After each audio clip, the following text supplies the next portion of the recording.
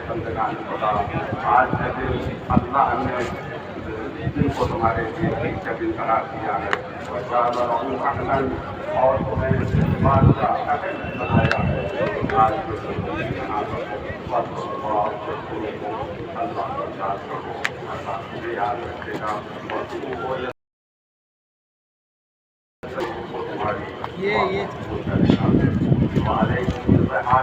ہمارے لیے لازم ہے قربانی کو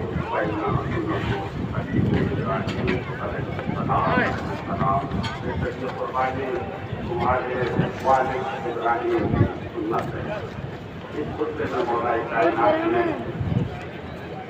اپنے ابراہیم کا ذکر کیا اور اس کے بعد قربانی کا ذکر کیا جو قربانی تمہارے والد جناب ابراہیم کی ہے پر عمل کرو قربانی کیا ہے قربانی کا مفہوم کیا ہے یہ سمجھنے کی ضرورت ہے یہ لوگ قربانی کے لیے مناتے ہیں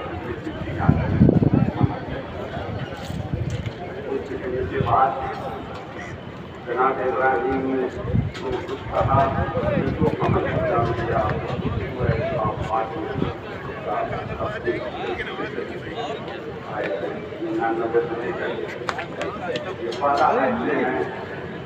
اس عظیم قربانی کا ذکر ہے جسے جناب ابراہیم نے کیا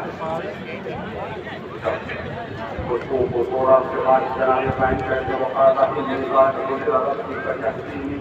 میں اپنے وقت کے پاس جا رہا ہوں وہ مجھے ہدایت دے گا یہ جملہ میں اپنے وقت کی طرف جا رہا ہوں وہ مجھے ہدایت دے گا اس شریف سے بات کروں گا کیا مطلب ہوگا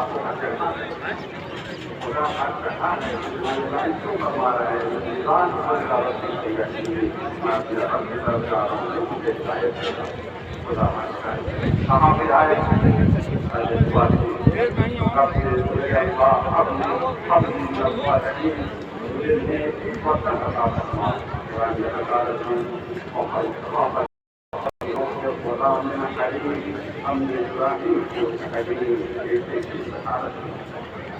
فلما بلغ معه السعي قال يا بني إني أرى في المنام أني أذبحك فانظر ماذا ترى قال يا أبت افعل ما تؤمر فاستجبني إن شاء الله من الصابرين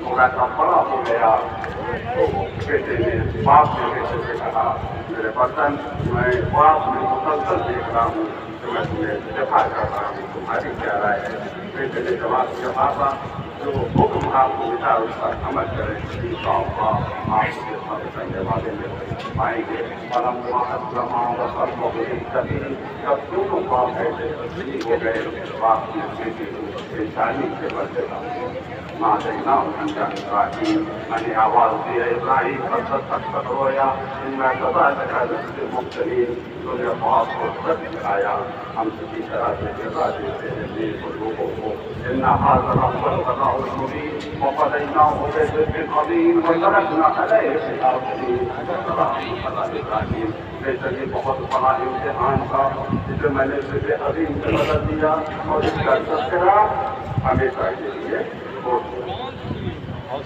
ابھی واقعوں کو ملائیے جناب ابراہیم کے اس جملے سے میں اپنے خدا تو ہر جگہ ہے اور اس کے بعد کیا عملی قدم اٹھاتے ہیں قربان گاہ میں آتے ہیں اللہ کی راہ میں قربانی دینے کے لیے اس کا مقصد خدا تو ہر جگہ ہے مگر خدا کی عظمت خدا کا جلال خدا کا کرم اور خدا کی قوت ہر جگہ نہیں ہے رات مقام ہے یا اللہ کی قوت ہے اور عبادت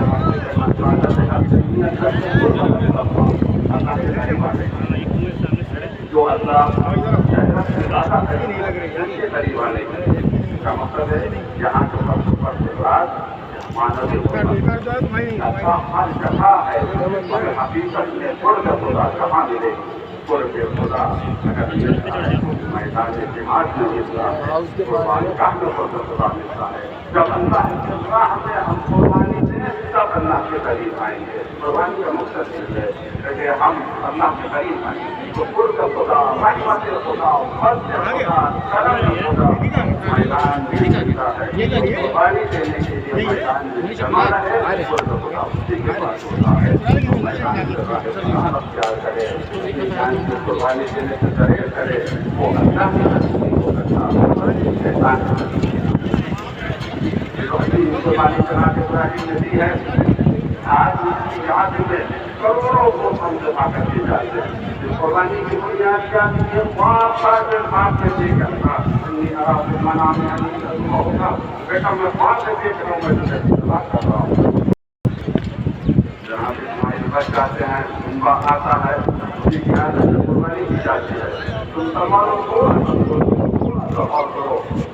जिस कुर्बानी की बुनियाद बाप के ऊपर है, उसका कुर्बान बड़ी शान से जिक्र किया जाता है। उसी कुर्बानी की याद में करोड़ों जानवर कुर्बान कर दिए जाते हैं। और जिस कुर्बानी की बुनियाद हकीकत पर है, और फिर मिना की कुर्बानी में और करबला की कुर्बानी में, मिना की कुर्बानी में नबी ज़्यादा बच जाता है और करबला की कुर्बानी में नबी का सबसे देर कुर्बान हो जाता है। अगर उस करबला की कुर्बानी को याद किया जाए, याद रखा जाए, ये बेतक नहीं है, ये शिर्क नहीं है, बल्कि अल्लाह के हुक्म पर अमल है। जब हमारी राह में जो कुर्बानी दे, तुम्हारी जिम्मेदारी है कि तुम उस कुर्बानी को याद रखो।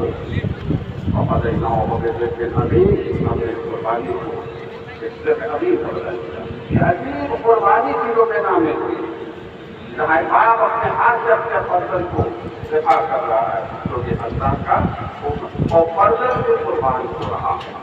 अब यहाँ पर मैं एक लाफी नुक्ता और इज्तिमाई नुक्ता के सामने रखना चाहता हूँ कि ये इम्तिहान बाप और बेटे दोनों का इम्तिहान था। ये बाप का भी इम्तिहान था और बेटे का भी इम्तिहान था, और दोनों इस इम्तिहान में कामयाब। बेटे का जवाब क्या था? इंशाअल्लाह मिन अस्साबिरीन, आप इंशाअल्लाह मुझे सब्र करने वालों में से पाएंगे। जनाब इस्माइल ने ये नहीं कहा आप मुझे साबिर पाएंगे, नहीं, आप मुझे सब्र करने वालों में से पाएंगे। अब यहाँ पर आप कंफर्मेशन शुरू किए, एक और कुर्बानी की, एक और इम्तिहान का, एक और आजमाइश थी।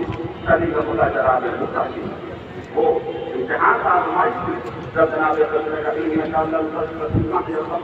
तो हमारे साथ सब नहीं कर सकते हो, तो जनाब मुद्दा ने कहा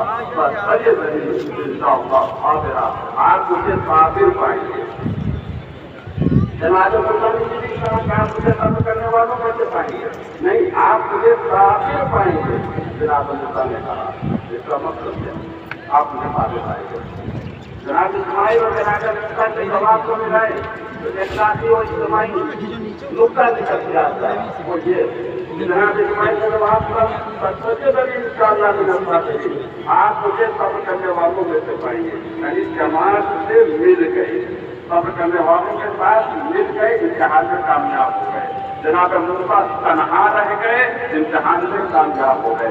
कामयाबी का राज ये कुर्बानी बता दी हमें, ये जब तक हम जमात के साथ रहेंगे कामयाब होते रहेंगे, और जब तक तनहा रह जाएंगे तो हमें इम्तिहान में कामयाबी नहीं मिलेगी।